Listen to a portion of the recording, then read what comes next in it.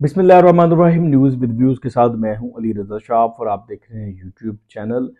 عمران خان صاحب کو قاضی فائز عیسیٰ صاحب سے جو ہے وہ انصاف کی امید ہے، اور دیکھیں کہ جس کے خلاف عمران خان صاحب نے سازش کی، آپ یہ کہہ سکتے ہیں کہ ان کو ہٹانے کی پوری کوشش کی، ریفرنس بھیجا اپنی حکومت کے دوران، لیکن عمران خان صاحب جانتے ہیں کہ وہی قاضی فائز عیسیٰ کسی کے دباؤ میں نہیں آ سکتے، اور ان کو یہ بھی پتہ ہے اس وقت جو ریفرنس بھیجا تھا وہ بھی اس لیے بھیجا گیا تھا کہ قاضی فائز عیسیٰ صاحب کسی دباؤ میں نہیں آ رہے تھے، اور وہ جس کے دباؤ میں نہیں آ رہے تھے انہیں کی جانب سے وہ ریفرنس جو ہے وہ عمران خان صاحب نے بھجوایا تھا۔ تو اسی لیے عمران خان صاحب نے قاضی فائز عیسیٰ صاحب کے پاس جو ہے وہ اپنی درخواست ضمانت دائر کی سائبر کیس میں، اور ان کو پوری امید ہے کہ اس میں ان کی ضمانت ہو جائے گی۔ تو وہ ضمانت ان کی جو ہے وہ اس کے اوپر ڈائری نمبر لگا ہوا ہے درخواست کے اوپر، تو اس ہفتے کسی وقت جو ہے وہ سماعت کے لیے مقرر ہو سکتی ہے، بینچ بھی تشکیل دے دیا جا سکتا ہے۔ تو اسی لیے چونکہ عمران خان صاحب کی ضمانت ہو سکتی ہے سائبر کیس میں، تو چونکہ ابھی دیگر کئی کیسز جو ہے وہ لائن میں لگے ہیں، بھی تو جو مین کیس ہے 9 مئی کا، اس میں تو عمران خان صاحب کو ابھی کچھ کہا ہی نہیں گیا، اس میں تو ابھی تک عمران خان صاحب کو ذمہ دار ضرور قرار دے دیا گیا، ماسٹر مائنڈ ضرور قرار دیا گیا، لیکن اس میں عمران خان صاحب کے اوپر ابھی باقاعدہ ان کی گرفتاری نہیں ہوئی، کیونکہ ابھی ٹرائل بھی باقاعدہ آغاز نہیں ہو سکا ٹرائل کا۔ تو عمران خان صاحب کے اوپر دو نیب نے بڑے سٹرونگ کیس جو ہے وہ بنا کے رکھے ہوئے، ایک توشہ خانہ کا کیس ہے اور ایک القادر ٹرسٹ جو کہ 190 ملین پاؤنڈز کی مبینہ کرپشن کا کیس ہے، جو ملک ریاض والا معاملہ ہے سارا۔ اس کیس میں کل نیب نے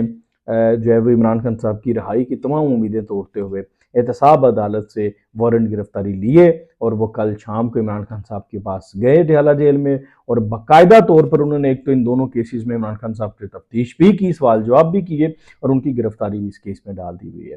اب عمران خان صاحب ہیں تو ڈیالہ جیل میں، لیکن وہ نیب کے قیدی ہیں، اور نیب کی قید میں عمران خان صاحب کی کم از کم 30 دن تک ضمانت نہیں ہو سکتی۔ اب یہ عمران خان صاحب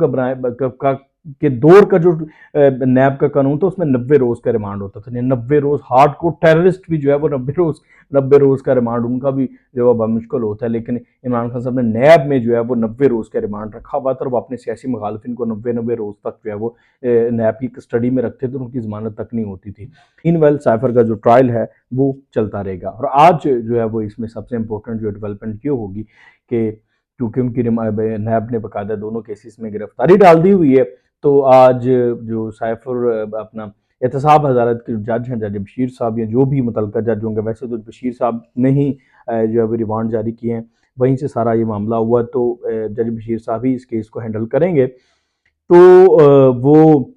آج جیل کے اندر ہی ان کا جو ہے ریمانڈ ہوگا، کیونکہ وفاقی کابینہ نے پرسوں باقاعدہ سرکولیشن سے یہ اسمبلی جو ہے وہ منظور کی ہے، اس چیز کی منظوری دی ہے کہ چونکہ عمران خان صاحب کی جان کو خطرہ ہے، اور عمران خان صاحب خود اس بات کا بہت دفعہ ذکر بھی کر چکے ہیں، وہ عدالتوں میں پیش بھی اس لیے نہیں ہوتے تھے کہ میری جان کو خطرہ ہے۔ تو وفاقی کابینہ نے عمران خان صاحب کی ہی کنسرن کو سامنے رکھتے ہوئے، اور پھر گزشتہ دنوں آپ نے دیکھا کوٹ لکھپت سے جو ہے وہ ایک بم بھی ملا تھا، تو انہوں نے اس چیز کی منظوری دے دی ہے کہ عمران خان صاحب کا جو ٹرائل ہیں، جن کیسز تمام کیسز کے جو ٹرائل ہیں وہ عدالت کے اندر جیل کے اندر ہی ہوں گے، ڈیالہ جیل میں ہی جو ہے وہ اس کی سماعت ہوگی۔ تو آج پھر ڈیالہ جیل میں اس کی سماعت ہوگی، اور جج بشیر صاحب جو ہے وہ عمران خان صاحب کی کیسز کو سنیں گے۔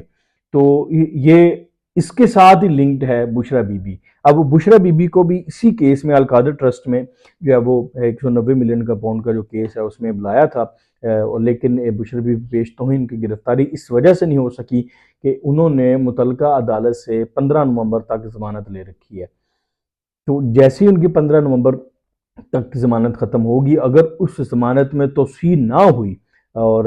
نیب تو اس کی باقاعدہ طور پر جو مخالفت کرے گا، اگر اس ضمانت میں توسیع نہ ہوئی تو بشرا بی بی کی بھی گرفتاری اس کیس میں نمشتہ دیوار ہے۔ اس کے علاوہ ایک اور اہم پیش رفت یہ ہوئی ہے کہ وفاقی کابینہ نے، وفاقی حکومت نے، جو نگران وفاقی حکومت ہے، اس نے ملٹری کورٹس کے خلاف جو سپریم کورٹ کے 5 رکنی بینچ نے فیصلہ دیا تھا، جسٹس اعجاز الحسن صاحب کی سربراہی میں جو بینچ بنا تھا، اس نے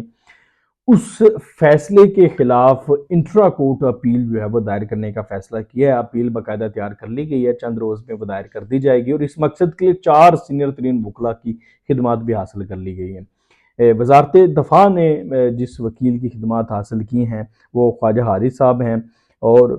وزارت داخلہ نے جس وکیل کی خدمات حاصل کی ہیں وہ سینئر ترین وکیل ہیں احمد بلال صوفی صاحب۔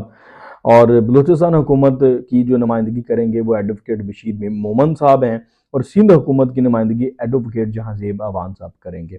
تو وفاقی حکومت اس کیس کو مکمل طور پر ٹیک اپ کرنا چاہتی ہے، اور ان کا ایک ہی سٹانس ہے کہ اگر اس کیس میں جو سال 9 مئی کے جو فوجی تنصیبات پر حملہ کرنے والے جو ملزمان ہیں، جو اس وقت 103 کے قریب ہیں اور وہ ملٹری کی حراست میں، اگر ان کا ٹرائل جو ہے وہ ملٹری کورٹس میں نہ ہوا تو جو ریڈ لائن کراس ہوئی ہے، یہ معاملہ جو ہے وہ آگے اس سے یہ لوگ وہ عبرت نہیں پکڑیں گے، اور بھئی جو ایگزامپل ایک سیٹ کرنا چاہتے ہیں وہ ایگزامپل سیٹ نہیں ہوگی۔ جو امپورٹنٹ ایک اور پیش رفت ہوئی ہے وہ یہ ہوئی ہے کہ سینٹ آف پاکستان میں بھی فوجی عدالتوں سے متعلق جو سپریم کورٹ کا فیصلہ ہے جو کالعدم قرار دینے کا، اس کے خلاف جو ہے وہ قرارداد منظور ہوئی ہے، اور اس قرارداد میں یہ کہا گیا ہے کہ اگر دہشت گردوں کے خلاف عدالتی ملٹری کورٹس میں، یعنی کہ جو فوجی تنصیبات پر حملہ کرنے والے لوگ ہیں، ملزمان ہیں، ان کے خلاف ان کا جو ٹرائل ہے وہ ملٹری کورٹس میں نہ ہوا تو پھر جو دہشت گرد ہیں وہ انہیں جو ہے وہ ان کی حوصلہ افزائی ہوگی۔ تو یہ ادھر سے، اور انہوں نے یہ بھی کہا ہے چونکہ جب پی ڈی ایم کی گورنمنٹ ختم ہو رہی تھی تو پی ڈی ایم کی گورنمنٹ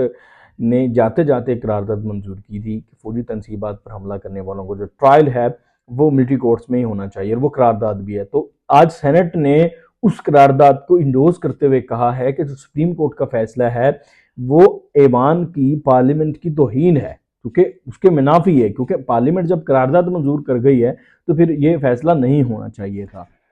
وقت کی بات ہے کہ ایک وقت تھا جب 2018 کے انتخابات تھے تو مسلم لیگ نون کو لوگ چھوڑ کر جا رہے تھے، اور وہ جس طریقے سے چھوڑ کے جا رہے تھے وہ میاں نواز شریف صاحب نے بخوبی ذکر کیا تھا کہ محکمہ زراعت کا انہوں نے نام لیا تھا۔ تو ایک وقت وہ تھا اور وہ سب لوگ پی ٹی آئی کو جوائن کر رہے تھے، اور ایک وقت یہ ہے کہ لوگ عمران خان صاحب کے زوال کو دیکھتے ہوئے، اور وہ جو زوال ان کی زبان اور ان کے اپنے عمل کے تحت آیا ہے، اس کے تحت ہی عمران خان صاحب کو چھوڑ کے جا رہے ہیں، اور وہ دوسری طرف نون لیگ کے لوگ جوائن کر رہے ہیں، اور بغیر دباؤ کے جوائن کر رہے ہیں، جیسے بھی کر رہے ہیں یہ تو وقت بتائے گا، لیکن ابھی تک تو لوگ بخوشی جو ہے وہ جوائن کر رہے ہیں۔ اس میں ابھی تک ایسی شکایت آئی بھی نہیں کہ کسی کو فون کر کے کسی نے کہا ہو کہ آپ نون لیگ کو جوائن کریں، اور ایون کہ ایم ہمیشہ کہتی ہے کہ ہم تو فون کا انتظار کرتے ہیں، جہاں سے فون جس طرف جس سمت جاننے کا فون آتا ہے ہم وہ سمت اختیار کر لیتے ہیں۔ تو انہوں نے بھی یہ نہیں کہا کہ ہمیں کو فون ہے، بلکہ وہ کہتے ہیں ہم یہ فیصلہ ہم فون آنے کے بغیر کر رہے ہیں۔ میں ان کو انہوں نے جو اتحاد کرنے کا سوچ رہے ہیں مسلم لیگ نون سے۔